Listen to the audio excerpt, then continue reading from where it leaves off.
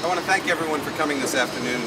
Thank you particularly to the Senate and House chairs of the Women's Reproductive Health Caucus, Senator Barbara Favola, Delegate Kaye, Kory. And I also want to thank Charlie Jackson, the PAC Board Chair for NARAL Pro-Choice Virginia, and Shelley Livingston, Board Chair for Planned Parenthood, Metropolitan Washington, D.C. Action Fund. We're here because there is a lot at stake in this election. Dave Foster and I disagree on the issue of women's reproductive health. I believe that a woman's personal health decisions should be between her and her doctor. Dave Foster does not. I don't believe government should tell a woman what she can and can't do with her body. Dave Foster does not. In his 2009 race for the Republican nomination for Attorney General, Dave Foster sent out mail saying he was pro-life, while I have always supported a woman's right to choose. He called Roe v. Wade a case of judges imposing their will. Over the past few years, we've seen outrageous bill after outrageous bill in the Republican-dominated House of Delegates. If elected, Dave Foster would be an addition to the Republican caucus that seems obsessed with restricting a woman's reproductive freedom. We don't need any more anti-women's health Republicans in Richmond. While everyone has unfortunately heard of the transvaginal ultrasound bill that was introduced in the House of Delegates, with more than 24 co-patrons, all of them Republicans, I wanted to call attention to several other bills that House Republicans have introduced in the past few years. There was HB 1259, a personhood bill, which automatically issues birth certificates to embryos. HB 2124, which will instantly make abortion illegal if Roe v. Wade is ever overturned. HB 1639, which specifies that the Virginia Constitution's right to the enjoyment of life begins at the moment of fertilization. We've seen other bills in the Republican House of Delegates that make abortion felonies, require medically unnecessary procedures, and just last year, the State Board of Health voted to enact restrictive trap regulations. The stakes are too high, the consequences too drastic to risk sending another anti-women's health Republican like Dave Foster to Richmond. I am proud to stand here this afternoon with pro-choice leaders to reaffirm my unwavering support for a woman's right to make her own personal, private health decisions without government interference. And I'm very gratified to have their support.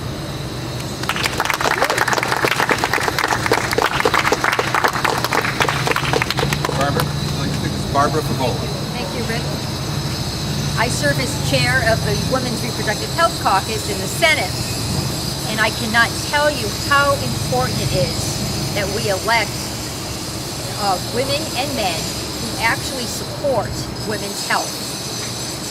The past General Assembly sessions have been very disappointing when it comes to two things. Lawmakers in Richmond repeatedly do not trust women to make their own health decisions. And there have been many pieces of legislation coming forward that demonstrate that distrust and misguided policy. And one of the latest ones was actually language in the budget document that the House passed, and we had to work very hard at removing in conference. And this budget language would have prevented the state of Virginia from continuing to work with Planned Parenthood so Planned Parenthood could provide contraceptive counseling to Medicaid moms. Now, this is a mainstream program.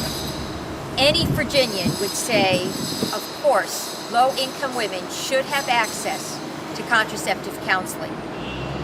Yet, the House budget folks, driven by a Republican agenda, decided to put that very oppressive language in the budget. Of course, the state, by law, could not violate its contract, and the contract had to remain in place. But the fact that the Republicans are so extreme that they're talking about not providing contraceptive care, even to low-income women, is nothing short than offensive. So, I ask Virginia voters, I particularly ask voters in the 48th District, to please send a delegate to Richmond who will stand up for women, who will honor a woman's right to make her own choice, who will respect a woman and her right to privacy with her doctor. I ask you to send Rip Sullivan to the House of Delegates on August 19th. Thank you. And now Kory, Delegate Kory. Thank you. Thank you. I have the pleasure of and difficulty of serving as the House chairperson for Women's Reproductive Rights Caucus. And it has been a difficult past 4 years. Governor McDonnell was not a friend of women. The first time that we passed, I have to say we, even though I didn't vote for it, the ultrasound requirement, there was a very big protest on the Capitol grounds. And a lot of women had signs that said, "I can't believe I'm protesting this again." And that's essentially what it feels like when you're not in Richmond. But when you're in Richmond, you realize how hard we have to struggle, how hard we have to fight for women's choices to be their own. And Rip is the kind of leader we need to stand up for us in the House. Every single voice that we can get to defend women's choices in the House is important. Please send him to work with me in the House of Delegates. Thank you, Charlie Jackson with NARAL Pro-Choice Virginia. Thank you, Rip. My name is Charlie Jackson. I'm the board chair of NARAL Pro-Choice Virginia's Political Action Committee, and thank you for having me today. And first, I think it says a lot about your candidacy that you're flanked here by two of our great pro-choice champions in the General Assembly and our friends at Planned Parenthood. As one of the leading pro-choice advocacy organizations in the Commonwealth, NARAL Pro-Choice Virginia recognizes the importance of electing state officials who will protect and defend women's health and rights. Our PAC is proud to support candidates who are dedicated, as we are, to family planning, preventing unintended pregnancies, and increasing access to all reproductive health care options for Virginia women and families. That's why I'm thrilled to be here today to announce that the NARAL Pro-Choice Virginia PAC Board is officially endorsing Rip Sullivan for delegate of the 48th House District. As a father, professor, and long-serving community leader, Rip understands the critical importance of a government that will protect Virginia's fundamental rights and access to affordable, quality health care. If elected, I'm confident that Rip Sullivan will be among the first to stand up against attacks on women's health and will fight his hardest to keep Richmond politicians out of Virginians' personal, private medical decisions. Virginians in the 48th House District are incredibly lucky to have such a steadfast, 100% pro-choice candidate in Rip Sullivan, and NARAL Pro-Choice Virginia is proud to endorse him today. We look forward to working with you, Rip, to help you win this election on August 19th. Thank you very much. And now Shelley Livingston with Planned Parenthood of Metropolitan Washington, D.C. Good afternoon, and thanks for joining us for this very exciting event. I think it's very exciting. I'm Shelley Livingston. I'm chair of the board of directors for Planned Parenthood of Metropolitan Washington Action Fund, and also representing our statewide advocacy group, Planned Parenthood Advocates of Virginia.